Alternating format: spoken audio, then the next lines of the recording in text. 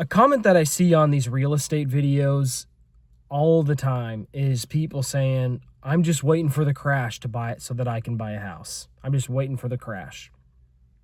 And if you were somebody that was of age to buy a house pre-COVID and you didn't buy a house, your chances are you're not going to buy a house in the event of a crash. Could there be a housing market crash? There could be, not likely. I think what is happening and what we are seeing is a housing market correction. I think prices are in a slump. I think that they're ticking down. That's obviously happening in a lot of markets. There is no crash, but if there was a crash, that wouldn't save you. Those of us who are not crazy young remember the 2008 recession housing market crash. What all happened. And those of us that remember it, realistically, especially on the housing market side of things, it did not happen overnight. People talk about the crash like over the course of a couple months, housing prices plummeted 25-30%. That's not true at all. So if you remember the 2004, 2005, 2006 era, in some ways it was kind of reminiscent of 21 and 22 in terms of the economy was just rolling white hot. It was an absolutely just steaming economy. Things were flying, things were rolling. But there was, in the case of the Great Recession, there was underlying issues. And the housing market in particular peaked in 2005. Prices were absolutely crazy at the time. They were, until now, they were as disproportionate per income that they had ever been in U.S. history. Housing prices peaked in 2005, and they began ticking down in 06, 07. 08 was the financial crisis. That was when the tick down continued. It was more of a slide down, but it was very slow motion. Everybody thinks of the crash as 2008 and housing prices hit the bottom in 2008. They hit the bottom in 2012. So we're looking at a 7-year slide on housing prices. That, when you zoom out, when you look at things, looking back, when you look at it from a 30,000 foot perspective, that was a crash. But anybody that lived through it and actually has like a clear perception of what it was and a real memory of what it was like the most slow motion crash of all time. And that's why like housing prices in particular are like a paradox. Because let me remind you, if you were too young or if you are just somebody that just gets caught up in the moment of every situation you've ever lived in, which you should absolutely try to change about yourself. Pre-COVID, everybody just says, I just want housing prices to be what they were before COVID. And let me remind you what it was like buying a house pre-COVID. Because those of us and those who did own a house pre-COVID look back now and are like, man, it's pretty sweet that I got to ride this thing up. But that's not an accurate perception of the way it was. My wife and I, we bought our first house in 2018. And it was not this easy. Houses are cheap and affordable. Let's just walk in and buy this thing. 2018, the economy was on the rebound. Housing prices were on the rebound. Things were moving right along. But the banks had learned their lesson from the crash. And it was very, very difficult to get a mortgage in 2018. And that is what everybody forgets. For example, my wife and I, we bought our house in 2018. We had saved up all of our money. We saved up our down payment. We had good job history. We had one credit card, and we financed my wife's engagement ring. So we had those two lines of credit to build our credit, and we both worked. We both had good jobs with good benefits and good stability, and we had a down payment to buy a house. We got outright rejected, and we had good credit scores too. We had no repos, like I said. We had no car payments, never had a car payment. We got outright rejected from our first lender. Our first lender said, nope, don't like what I see here. We will not be writing you a loan. Our second lender came along and they said, okay, we will write you a first-time home loan. You will have private mortgage insurance. And they laid out all the things. Our first mortgage payment, they told us what it was going to be. It was going to be really high. And we were just happy to get an approval from a lender, so we rolled with it. Well, things were looking good. We were moving right along. And all of a sudden, I got a raise at my job. I got it was not quite a $3 an hour raise. It was like $2.80 an hour. And that raise pushed my wife and I, our combined income, over the limit of this first-time home loan that we were applying for. Now we had to come up with a conventional loan. A conventional loan was our only path with this lender to get a loan. Now, the details, if you're like a financial loan officer person, you might be saying, oh, this is wrong. What I'm saying is wrong. This was our situation. I'm sure it's changed. I'm sure that this is just the way it was for us. So now we had to go with the conventional loan, and we had to come up with a way bigger down payment, which thank God we had. Otherwise, we would have just been out of luck.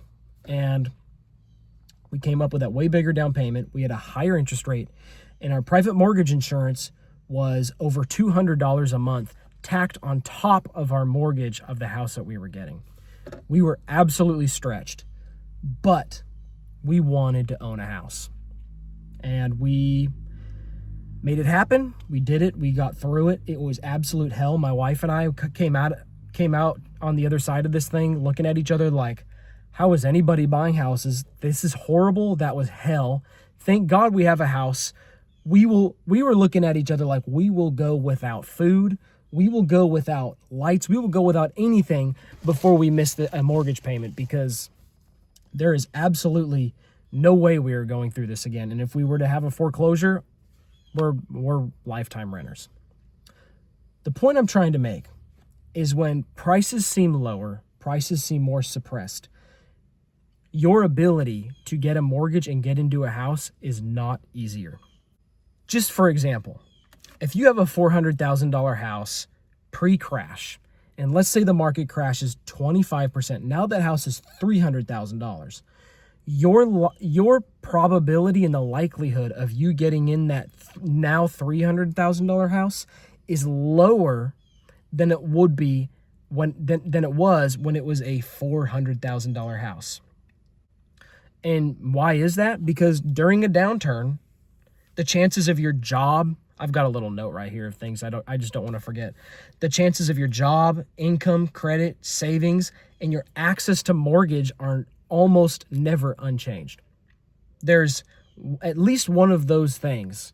And like for us, it was access to mortgages. The banks were being so strict, so tight. They were being so careful of who they were lending mortgages to, that it was way harder to get into our house that was worth 35% less what it was by the time we had sold it. And that's exactly like the thing is, if you are somebody that is saying, I'll buy when the housing market crashes, that logic alone is a fallacy. Because would you buy a crashing stock? Would you buy a stock that is crashing? A lot of people would. A lot of investors would, because they know it's going to rebound. Most people don't, because that's exactly the paradox of stocks too. The stock is going down because people are selling. If more people realize the value in buying that declining stock, it wouldn't be declining. It would be at least staying the same or going up. And that's exactly it. If you are somebody that is waiting for the crash, when the crash comes, you are going to be seeing these falling house prices, and you are going to say to yourself, why would I buy a depreciating asset? Why would I buy a house that's losing money? And that's why the kind of person with that logic is the kind of people that bought. A lot of them they bought regardless of what people were saying. When my wife and I bought our house in 2018, I remember people telling us don't buy a house right now. It's going to crash again. It's going to crash again, because things were rebounding. And they said, we're headed towards a correction. It's going to crash all over again. And I remember specifically looking at when we bought our house in 2018. I specifically remember, you can go on the websites like Zillow and you can see what the house was worth during the crash. And I saw that the house was worth, like, when we were buying it in 2018, I remember seeing that it was worth like $80,000 less in 2011, 12 than it was when we were buying it. And I thought, I really hope it doesn't crash. But if it does, at least I'll have a house. And if it does, it will rebound. I had faith that if it did crash after we bought in 2018, it would rebound. What happened? COVID happened. Rates stayed low for way too long. The housing market went on an absolute run. And now here we are with these housing prices that are absolutely insane. That is why so many people look back and they look at these people who bought housing prices at the bottom of the market. And a lot of times they look at them, with envy, and they're jealous of them. Oh, you were so lucky that you bought at the time. But those people at the time are wired different, right? People who buy at the bottom have unusually strong financial positions and have the nerve to buy when everyone else is terrified. Why? Because that is what defines a crash. Everybody is terrified. They either are getting out, they want out, or they're staying out. But the small minority is getting in. That's the mentality you need to have. The irony there is that the all buy when the crash happens kind of people are usually the least prepared to take advantage of it when it happens. Those are the exact kind of people that get caught with their pants down when the crash happens. And they're the ones who can't buy. Because that's the thing is, why did the crash happen? Because the majority of people, including statistically and likely you, are not able to buy a house. That's why housing prices have to come down to meet the buyer's need. Hopefully I'm not like targeting too much and like, but at the same time, it's just true. And the only real exception to this would be like young Gen Z people that were like literally not of age to buy a house. But even then, if a Gen Z person buys a house anyway and it does crash, if you just hang on to it and make your payments and don't foreclose, it'll rebound. Housing prices are really high right now and they could go down, but they will also go back up. And housing isn't a stock.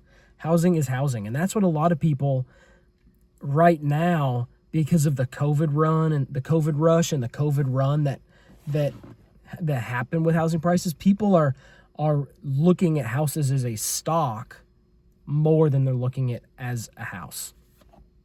A house is a long-term investment. A house is not something that you buy into to live there for a couple of years and then sell it with a bunch of money and leave. So that's kind of where I get into my Bible verse for today.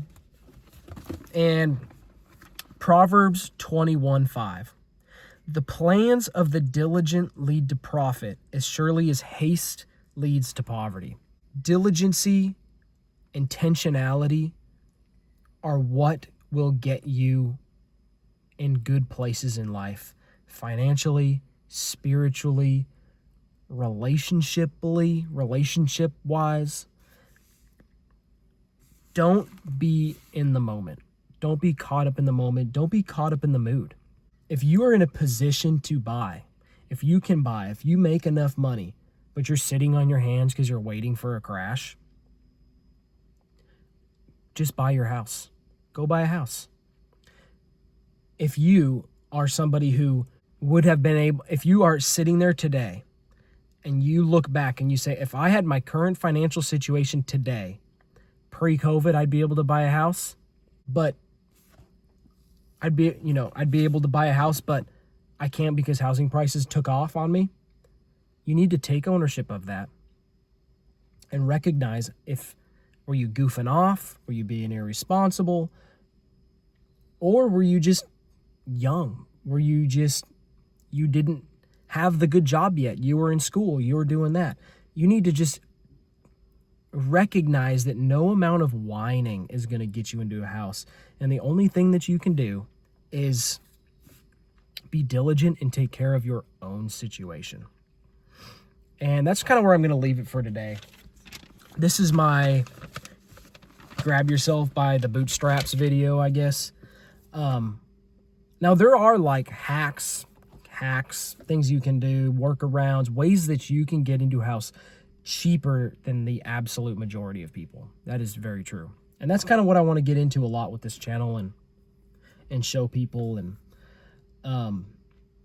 through fixer-uppers, buying houses that can be fixed up, and sweat equity, all that stuff. It's out there, it's available. Don't whine, don't have that loser mentality. Just be stout about it, be strong, and you will get into a house someday. You will get there. Just, if you want something bad enough, you can get it. It's a matter of, do you really want it? So that's where I'm going to leave it there today. Thank you for watching, and God bless.